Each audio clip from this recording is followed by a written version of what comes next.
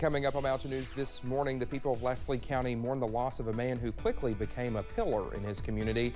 And Electric County Daycare reopens its doors after spending more than 7 months recovering from the damage floodwaters left behind.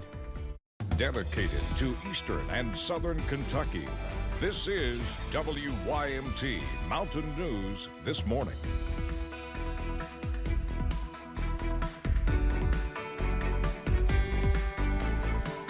6:32 on your Tuesday. I'm Dakota Makris, and it's a cold start to the morning, and there's some snow outside. Let's take it over to Brandon for a look at our forecast. And Brandon, that snow really is being seen, I guess, in the higher elevations, maybe-ish. Well, I mean, it's kind of everywhere, right. But I think the reason that some of these schools are closing and delaying because some of those have areas of higher elevation they have to cross to get back and forth from one side of their county to the other. So again, be careful out there this morning. Many school closings and delays. You can find those on the bottom of your screen and on WYMT.com. Let's take a look at Line Pinpoint Doppler radar.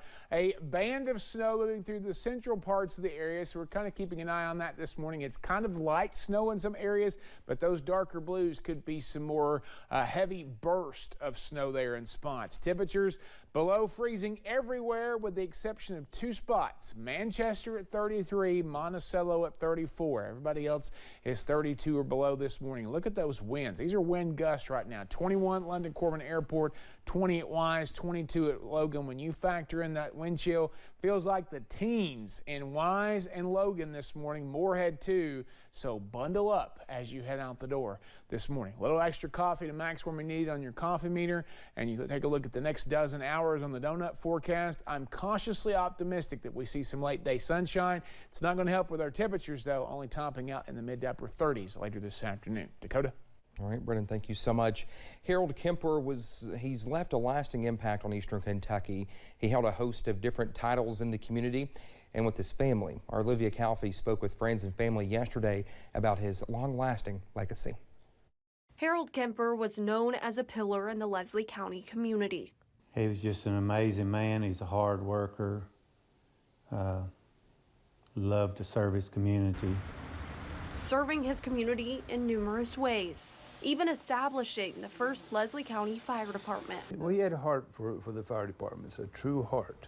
Serving as fire chief, director of the Leslie County Emergency Management, and interim judge exec. He also eventually founded a furniture store many know as Kemper Furniture. He just taught us children to have a strong work ethic. And when we worked with him, it just seemed like each one of us had a different talent and a different role. Harold was married to his wife Edna for 67 years, raising 5 kids and a host of grandchildren and great-grandchildren. With my mom, it was a match made in heaven, a love at first sight, one true love type stuff. The pair loved spending their winters in Florida, but always made their way back to Kentucky. Harold's friends say he always thought of them when he got home. He'd always come in, bring us some fish and fry it up for us and let us have fresh fish from Florida. Occasionally, he would make a peanut butter pie, and it was one of his dishes that he made, so we enjoyed that. It was just a great time. But people who knew him say it's his love for the Lord that stood out the most. His love for God was very evident in his life, the most important thing in his life. He was a Gideon. He served as a chaplain in Leslie County. Leaving a legacy in all that he did. That he is a true patriarch because he started with nothing, no guidance, no fault to his own, and he made a wonderful life for himself and his family. That was Olivia Calfee reporting. The funeral service for Harold Kemper will be at Wolf & Sons Funeral Home in Leslie County at 2 o'clock this afternoon. Officers with the Pikeville Police Department spent there Monday reflecting on a night that changed so much for many people. Monday marked 5 years since Pikeville police officer Scotty Hamilton was killed. He was shot while on duty during a drug-related call in the Hurricane community, but it is not the way he died, instead the way he served. that his family in blue hopes will be part of his lasting legacy. Everything we can do to keep his memory alive. He made the ultimate sacrifice for this city and the Commonwealth and this community. And he should be recognized. We need to keep his memory alive. From the constant conversations about Hamilton at the station to the murals, signs, and even a street named in his honors, officers say they are confident his sacrifice will never be forgotten. Well, dozens of kids are already registered at the Oak Tree Academy for Daycare as the business reopens more than 7 months after the July flood. The daycare is a big part of the community to a lot of parents in Letcher County. Well, the daycare officially reopened on Monday. Director Terry Ratliff keeps it open from 7:30 a.m. through 5 p.m. on weekdays to give parents more time for work. She says her goal is to make Oak Tree Academy a second home for the kids. Most parents has to work longer hours than after 3 o'clock, so that's really good.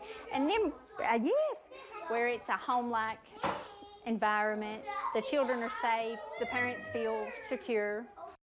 Ratliff plans to take kids on trips to the library and nature hikes. She also has examples of indoor and outdoor exhibits for kids to learn about. Well, now that our clocks have sprung forward and we've lost an hour of sleep, how does that impact our health? Garrett Weimer and photojournalist Darnell Crenshaw spoke to a Lexington doctor about how losing 1 hour of rest may lead to a number of serious increased health risks. We increase daylight savings times when we jump forward.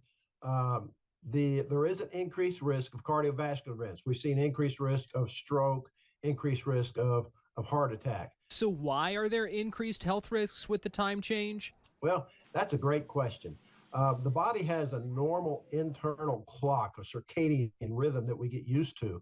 And when that disrupts, it can disrupt a lot of stuff, not only cardiovascular, such as stroke or heart attack, but it can affect your immune system. Dr. Jeff Fox with Family Practice Associates of Lexington says there's good news. When there's extra light in the evening, people may want to exercise more outside, making us healthier.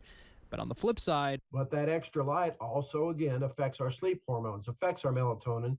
So we may not go to bed as early. We may not sleep as well through the night. So we wake up in the morning fatigued. And speaking of waking up tired, time change impacts our daily commute. Accidents also increase early around the time of time change. Drowsy driving is especially bad right now when we go through this time change. Lori Weaver Hawkins of AAA of the Bluegrass says if you're feeling sleepy behind the wheel, you might need to take a break. It's amazing what just a half-hour nap at a rest stop can do to refresh you and make you safer on the roads. Dr. Fox says making the proper adjustments to your sleep pattern during daylight saving time is key to a healthy lifestyle.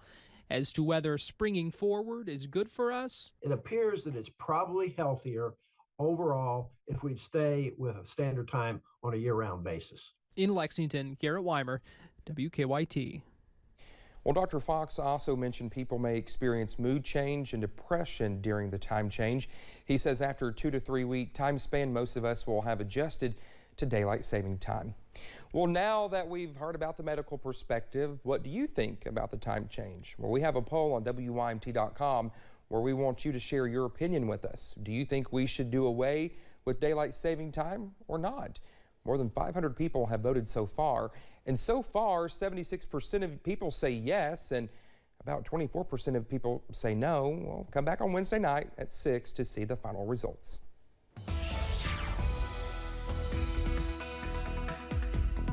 All right, it is 6:40, almost 6:41. We continue to track the snow coming through parts of the region this morning. Again, some quick accumulations could pile up on some of the roads. I did see some pictures from one of our spotters of just a little bit of a dusting on some grass over in Pike County this morning. Downtown Whitesburg, no big issues down that way this morning, less the school closings and delays on the bottom of your screen and on WYMT.com. I was hoping I could see a little bit of snow in the light there of that car, but I don't see anything right now, so we'll keep an eye on that for you. Temperatures basically below freezing everywhere with 2 exceptions. Monticello at 34, Manchester at 33. Everybody else is 32 or below. So your out the door forecast, some flakes, some snow showers, some flurries. All depends on where you're at. Hopefully some clearing skies by this afternoon as temperatures top out in the upper 30s. Another cold day ahead. Dakota? All right, Brendan, thank you so much. When we come back here on Mountain News this morning, we have a warning for dog owners as a popular brand of dog food extends its recall to one of its prescription recipes.